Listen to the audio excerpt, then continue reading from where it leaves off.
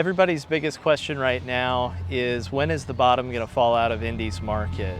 The perception is that with fallout from COVID, there will be foreclosures, pricing is getting really high, people are paying above appraised value, everything is getting too expensive. We believe that housing in Indy is going to stay strong for a while, and here's why.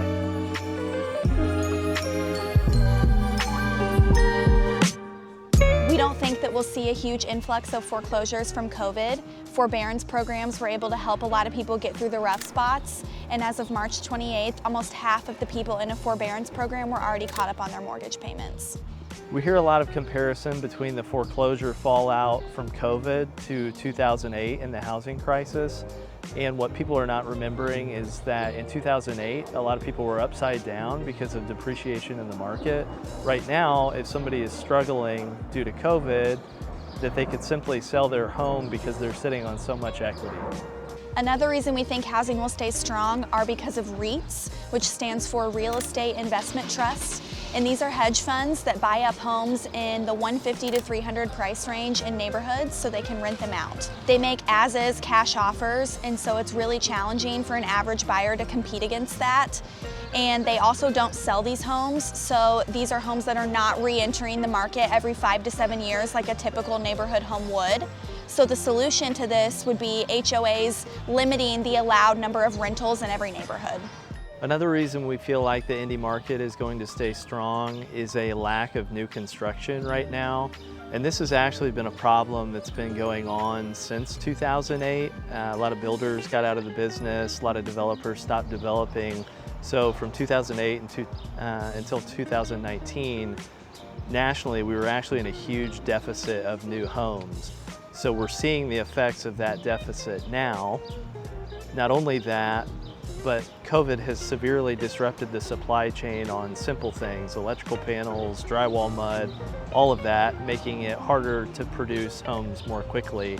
And so we're seeing a lack of new construction as well. The limited inventory for existing homes has also increased the demand for new construction, so much so that a lot of these builders have several month-long wait lists. And the solution for that is not super easy. It will just take some time for these builders to be able to catch up.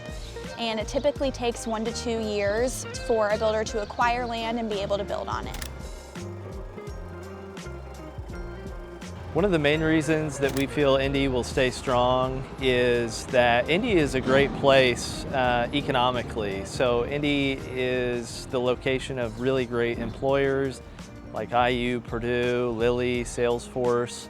And Indy is also a very tax-friendly state, which will incentivize these companies to keep coming to us from places like California, Chicago, etc.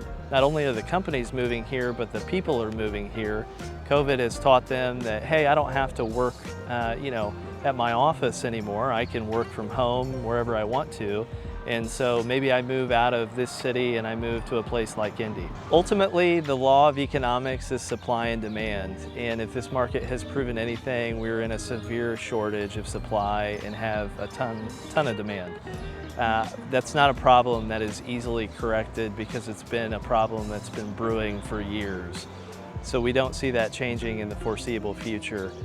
If you look historically, prior to 2008, it had been a very, very long time since prices dropped nationally.